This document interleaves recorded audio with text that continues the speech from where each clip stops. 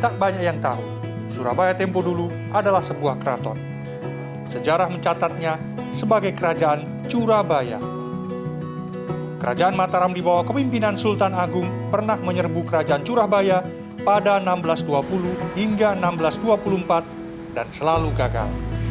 Namun pada 1625, kerajaan Curabaya berhasil ditaklukkan. Komunitas Begandring Surabaya coba kembali membangkitkan memori kolektif warga kota dengan sejarah yang terpendam ini. Jadi peradaban kota tidak hanya ketika ngomong 45, lalu pertempuran Surabaya ada ke belakang. Nah, ketika kita mengetahui itu semua, maka apa yang terjadi? Ya kita merasa bangga dengan kota ini karena pernah ada peradaban dan masih ada peradaban ketika itu peradaban lokal yang menjadi satu potret bagaimana mereka hidup. Toleransi itu ada di sana. Sisa-sisa kejayaan keraton ini lenyap setelah Belanda memasuki Surabaya pada 1755. Keraton dan segala struktur kotanya musnah ditelan zaman. Puluhan peserta diajak menelusuri jejak keraton Surabaya. Titik kumpul mereka di lapangan Monumen Tugu Pahlawan. Dari peta kuno, diketahui kawasan ini adalah kompleks besar gaya kerajaan Nusantara. Ada pusat pemerintahan, alun-alun, taman raja, dan rumah ibadah. Lokasi ini dulunya adalah alun-alun. Tepat di depannya adalah kantor Gubernur Jawa Timur yang dibangun di atas bekas keraton Surabaya. Tepat di sebelahnya, dulu adalah Kebun Rojo atau Taman Raja yang saat ini berganti dengan gedung milik Bank Indonesia. Mungkin tentang struktur kota dan Kadipaten Surabaya sendiri pada zaman dulu sih, yang itu saya belum tahu.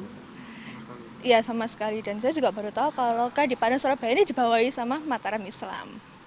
Kalau mbaknya, apa yang membuat mbak tertarik itu? Ya, jadi yang buat saya tertarik mungkin ini lebih ke anak muda zaman sekarang gitu kan kayaknya kurang tertarik juga dengan sejarah-sejarah gitu. Dan ini membuat saya tertarik karena emang saya asli orang Surabaya. Kebetulan kampung saya di Kampung Keraton Surabaya sini, jadi saya ingin lebih tahu mengenai sejarah Keraton Surabaya. Ketika Belanda menguasai daerah ini, pusat pemerintahan bergeser. Rumah penguasa Surabaya kemudian berpindah ke daerah Kemayoran. Bangunan itu kini difungsikan sebagai kantor pos. Dahulu, gedung ini ditinggali Bupati Surabaya, Raden Tumenggung Aryoniti Adiningrat. Jelajah sejarah Keraton Surabaya menarik minat peserta asal luar kota. Pijar salah satunya. Remaja asal Tangerang, Banten ini sengaja mengisi libur sekolahnya di kota kelahiran orang tuanya di Surabaya. Menurut saya sangat bagus karena yang menjelaskannya, orang yang menjelaskannya itu menjelaskan secara detail sehingga saya paham tentang kehidupan zaman Surabaya pada zaman dahulu. Petualangan ini membawa kami ke Masjid Kemayoran. Masjid ini sejatinya bagian dari kompleks alun-alun Surabaya.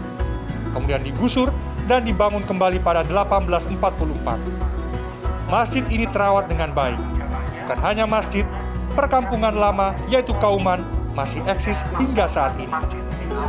Tak terasa lebih dari 2 jam penjelajahan berlangsung. Para peserta membawa pulang banyak kisah yang bisa mereka ceritakan kembali. Farid Gancar Wicaksono, Surabaya, Jawa Timur.